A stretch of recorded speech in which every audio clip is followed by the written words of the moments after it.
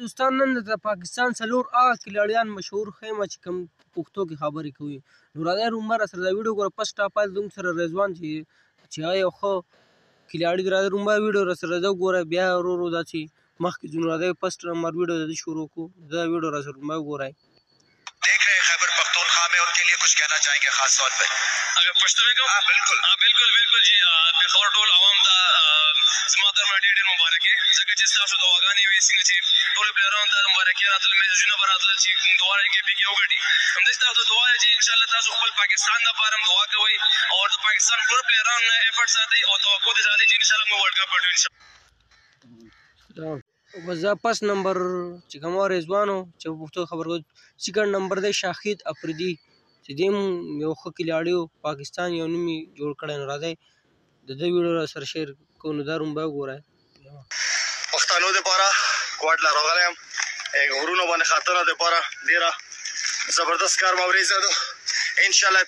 تیرا د خلکو دپاره چې ډېر زر انشاءالله زه تیرا له چکر لګوم، ځکه حالات ډېر زیات صحیح شو انشاءالله اور ډېر زر به هلته وم. تھینک یو، السلام علیکم. بس دوستان دغه شاهد افریدي و. دا ویډیو تاسو که دا اوس په تھرډ نمبر چې کوم دی هغه نسیم شاه دی. نسیم شاه او محمد رضوان چې کوم دی دې دواړه پښتو ویډیو چې کوم دا تاسو وګورئ. راځئ دوی هم په پښتو خبرې کوي.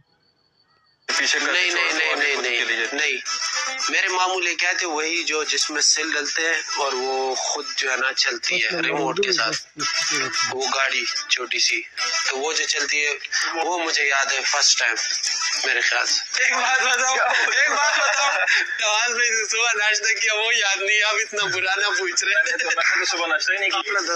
एक electronic game होती थी वो जो जिसके ऊपर से वो आते थे और साइड पे वो ना अपने उससे बचना होता था. तो वो एक गेम मेरी थी, मेरी फेवरेट जो मैं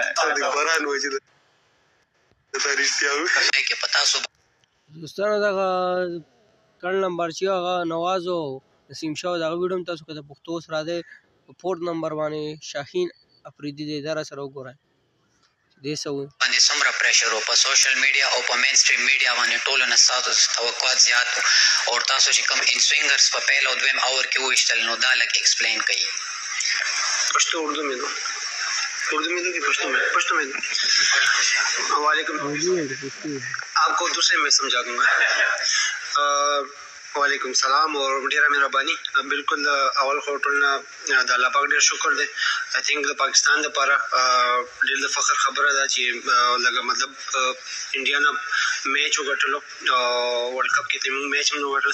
بالکل امیر پاکستان لپاره ډیر ښه پرفارمنسز کړی دي. بس آی تھنک ما همدا کوشش و چې کله نه زه نوي بال باندې راغلی یم، زما دا کوشش و ټیم لپاره وکټ والم پیل اوور کې. سو الله پاک په هغې کې زه کامیاب کړم. سو الله پاک شکر دی په دې باندې. دوستانو دغه ویډیو تاسو که د پاکستان څلور نه چې بلکې 15 کلاړیان هغه چې په پښتو کې خبر کولې، دغه ویډیو تاسو سره هم شیر کړه. خوښه شوي وي خپلو ملګرو سره شیر کړئ. زموږ پیج سره لایک کړئ. زموږ ویډیو که څوک یوټیوب باندې ګوري نو ضروري سبسکرایب کړئ چې هسې قسمي ویډیوګانې تاسو ته په ټایم باندې میلاویږي. والسلام.